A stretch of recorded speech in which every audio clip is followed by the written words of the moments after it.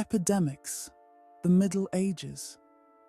The omnipotence that has united the world with all its living beings into one animated whole is especially evident in devastating epidemics. The forces of creation encounter cruelty and destruction. The sultry dryness of the atmosphere, underground thunderclaps, and fog from overflowing waters portend death. Nature is not satisfied with the simple alternation of life and death, and the destroying angel brandishes a flaming sword over people and animals. These catastrophes occur in the form of vast cycles that the human spirit, limited by the narrow limits of perception, is unable to fully explore. However, they have a more significant impact on the earth than any other events caused by disagreements, sufferings, or passions of peoples. By destroying, they awaken new life, and when the turmoil passes, nature is renewed, and the mind comes out of stupor and depression, realizing its intellectual existence. If humanitarian studies could compile a historical sketch of such grandiose events, like historians of wars and migrations of peoples, we could better understand the intellectual development of mankind and the ways of providence. It would become obvious that the destructive conflict of natural forces profoundly affect the minds of peoples, and that great disasters lead to tremendous changes in civilization. Everything that exists in a person, whether good or evil, manifests itself in conditions of great danger. His innermost feelings are awakened. The thought of self-preservation takes possession of his spirit. Self-denial is severely tested, and in darkness and barbarism, the frightened mortal turns to the idols of superstition, criminally violating all laws, human and divine. According to the general law of nature, such a state of arousal leads to changes that can be both beneficial and harmful, depending on the circumstances. Nations either reach a higher level of morality or sink into ignorance and vice. These changes are taking place on a much larger scale than the usual vicissitudes of war, peace, or the rise and fall of empires. The forces of nature themselves create disasters and subjugate the human will, which is the only force prevailing in the struggle of nations. The Great Plague of the 14th century became one of the most tragic and memorable events in the history of mankind. The epidemic that devastated Asia, Europe, and Africa left an indelible mark on people's memories, still living in dark legends. It was an Oriental plague, accompanied by unique symptoms such as huge boils on the thighs and arms, which brought relief upon autopsy, and black spots indicating putrid decomposition of the skin. In Germany and the northern kingdoms of Europe, it was called the Black Death, and in Italy, La Mortalega Grande, the Great Mortality. Although evidence on the symptoms and cause of the disease is scarce, it is sufficient to shed light on the nature of the disease. The imperial writer Cantacusenos, who lost his son to the plague in Constantinople, left a detailed description of the symptoms. He mentions huge boils on his thighs and arms, which were opened to relieve suffering, as well as bubones, which are an unmistakable sign of the Eastern plague. Cantacusen also notes small boils on his hands and face, distinguishing them from the blisters that occur in other forms of the plague. Black spots appearing all over the body were another characteristic sign of the disease. These symptoms were not observed in all patients. In some cases, patients died from this symptom alone, while others, contrary to expectations, recovered despite all the symptoms. Brain damage was a common occurrence. Many fell into stupor or deep sleep, lost speech due to paralysis of the tongue, suffered from insomnia and unbearable thirst. The infection was so obvious that the maintenance staff infected their relatives and friends, and many houses in the capital were left without inhabitants. In the West, the symptoms of the plague were similar, but with some peculiarities. Severe fever was accompanied by bleeding, which led to death in the first 3 days. Bubons and boils appeared later, but a disease in the form of pulmonary carbunculosis could kill a person even before they appeared. In Avignon, the plague raged for 6 or 8 weeks, causing foul breath and expectoration of blood. Parents abandoned infected children, and all family ties were severed. After 7 months, some patients recovered, but the buboes remained. Dr. Guy de Chauliac, risking his own life, provided assistance to the victims, despite the excuses of his colleagues who considered medical care useless. He observed the plague in Avignon twice, in 1348 and in 1360, when it returned from Germany. For the first time, the epidemic affected mainly the poor, but in 1360 it spread among the upper classes. The plague also destroyed many children who had previously been spared. In Egypt, the plague was manifested by pneumonia, which was quickly cured by burning heat and expectoration of blood. However, the breathing of patients spread a deadly infection. Boccaccio, an eyewitness to the epidemic in Florence, gave a more vivid description of the disease. Unlike in the East, the plague here began with tumors in the groin and armpits, reaching the size of an apple or egg. Then similar tumors appeared on all parts of the body, accompanied by black or blue spots. In Germany, the same phenomena have been repeated in all respects. There, as elsewhere, unmistakable signs of the Eastern bubonic plague with its inevitable spread were found. But the mortality rate was nowhere near as high as in 6 other parts of Europe.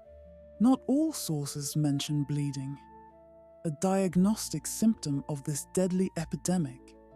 However, we cannot conclude from this that there has been any significant weakening or modification of the course of the disease, since we must take into account not only the imperfection of the chronicles, but also the fact that individual evidence often contradicts many others.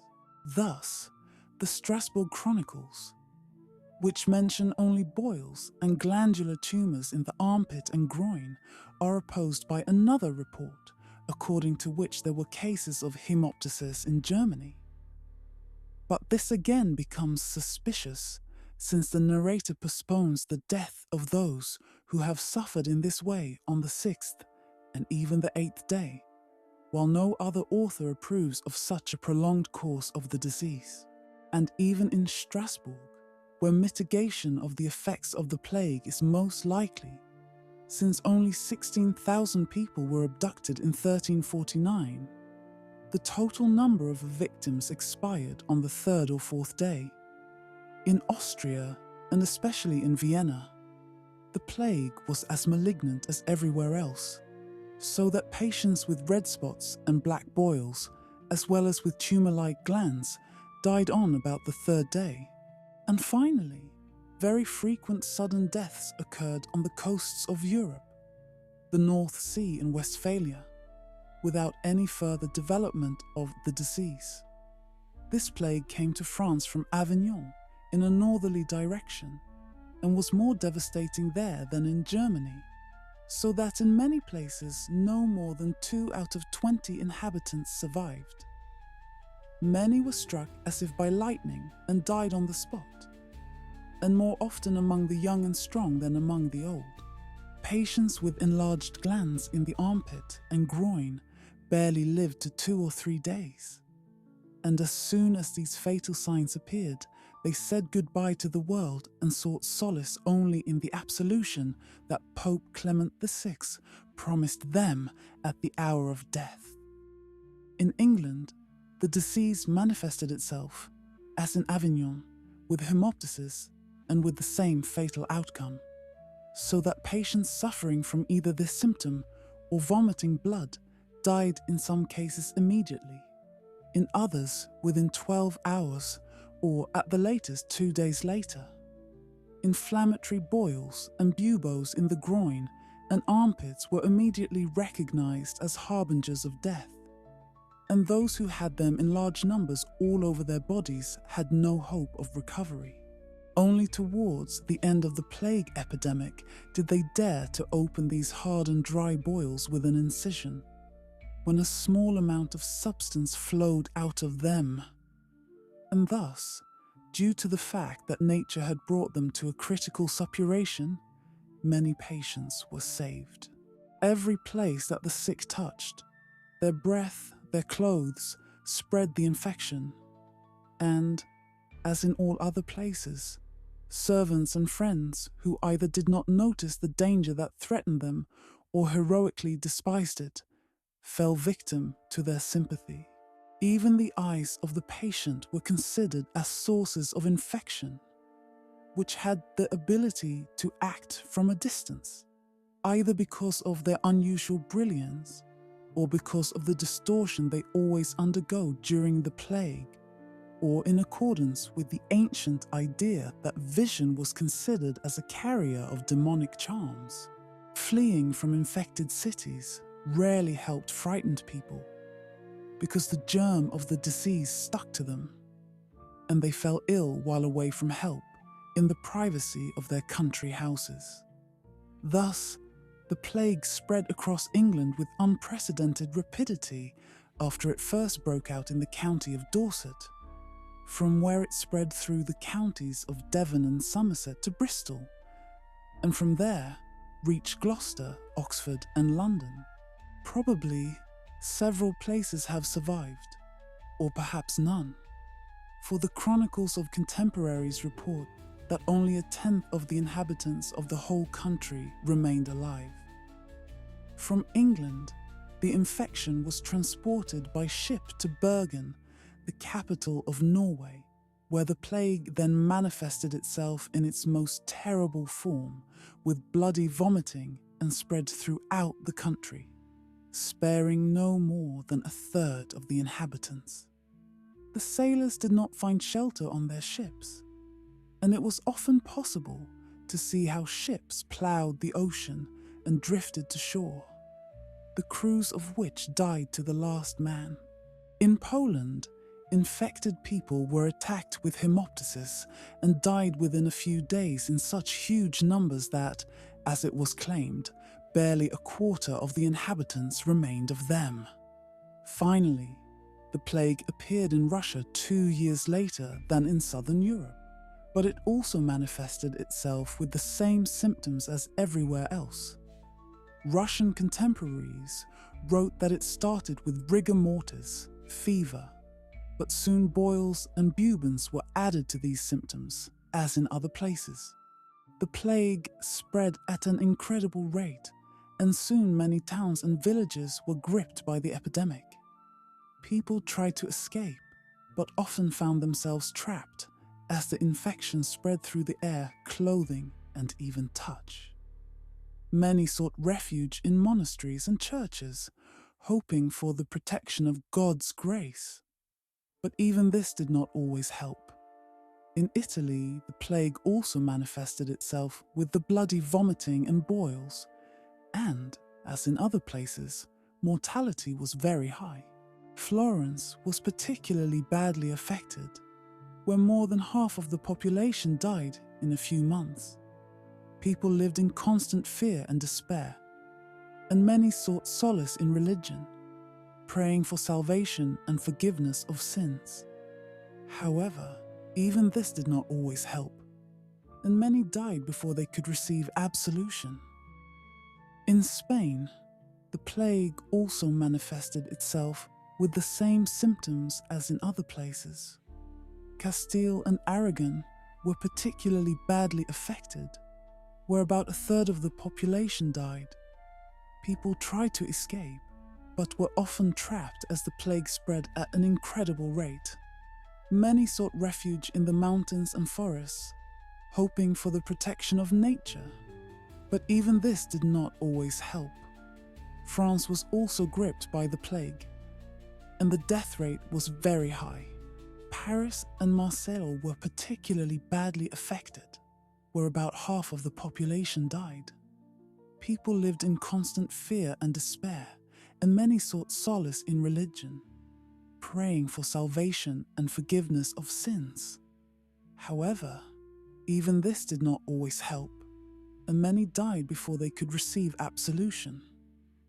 In England, the plague also manifested itself with bloody vomiting and boils, and mortality was very high.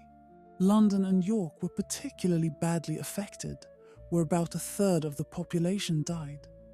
People lived in constant fear and despair, and many sought solace in religion, praying for salvation and forgiveness of sins. However, even this did not always help, and many died before they could receive absolution. In Germany, the plague also manifested itself with bloody vomiting and boils, and mortality was very high. Hamburg and Cologne were particularly badly affected, where about a quarter of the population died. People lived in constant fear and despair, and many sought solace in religion, praying for salvation and forgiveness of sins. However, even this did not always help, and many died before they could receive absolution. The plague also spread to Scandinavia, where mortality was very high. Stockholm and Copenhagen were particularly badly affected, where about a fifth of the population died. People lived in constant fear and despair, and many sought solace in religion, praying for salvation and forgiveness of sins. However, even this did not always help, and many died before they could receive absolution. In Russia, the plague also manifested itself with bloody vomiting, boils and bubons, and mortality was very high. Moscow and Novgorod were particularly badly affected, where about a third of the population died. People lived in constant fear and despair, and many sought solace in religion, praying for salvation and forgiveness of sins. However, even this did not always help, and many died before they could receive absolution. The plague also spread to Asia, where mortality was very high. China and India were particularly hard hit, where about a quarter of the population died. People lived in constant fear and despair, and many sought solace in religion, praying for salvation and forgiveness of sins. However, even this did not always help, and many died before they could receive absolution. This was the form that the plague took in the 14th century. This disease, known as bubonic plague, was caused by the bacterium Yersinia pestis. It spread through the bites of fleas infected by rodents and affected the human lymphatic system, causing the formation of painful buboes. Buboes could appear in the groin, armpits, or neck, and were often accompanied by fever, chills, weakness, and headache. However, the plague was not limited to bubonias only. It also affected the lungs, causing pneumonia, which is known in modern medicine as pneumonic plague. Symptoms of pneumonic plague included severe coughing, difficulty breathing, bloody flame, and high fever. This form of the disease was particularly dangerous, as it could spread rapidly from person to person through airborne droplets. In the 14th century, people did not know about bacteria and viruses, but they observed that the disease spread through contact with sick people and animals. This has led to various superstitions and myths about the plague. For example, it was believed that the disease could be contracted by touching the patient's belongings, or by inhaling the poisonous air that allegedly emanated from the patients. These superstitions exacerbated the panic and fear that already prevailed in society. People were afraid to leave their homes, avoided communicating with other people and even with their own families. In the cities where the plague broke out, mass migrations of the population began, which contributed to the further spread of the disease. Doctors and scientists of that time also did not have sufficient knowledge and means to combat the plague. They tried to treat patients using various methods, including bloodletting, moxibustion, and even isolation in special quarantine houses.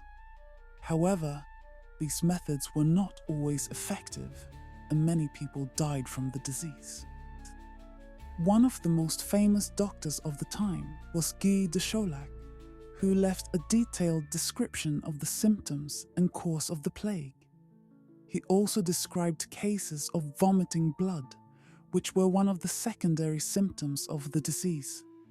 However, at that time, it was not possible to determine the exact cause of this phenomenon, and it could be related to other factors, such as hemorrhages in the stomach or lungs. Despite all the difficulties and dangers, people continued to look for ways to fight the plague. In some cities, special hospitals and quarantine houses were set up where patients could receive medical care and isolation. Measures have also been taken to improve sanitation in cities, which has helped reduce the spread of the disease. However, even after the plague passed, its effects continued to be felt for many years. People who survived the disease often suffered from complications such as chronic lung and heart diseases. In addition, the fear of the plague remained in society, which led to new outbreaks of panic and superstition.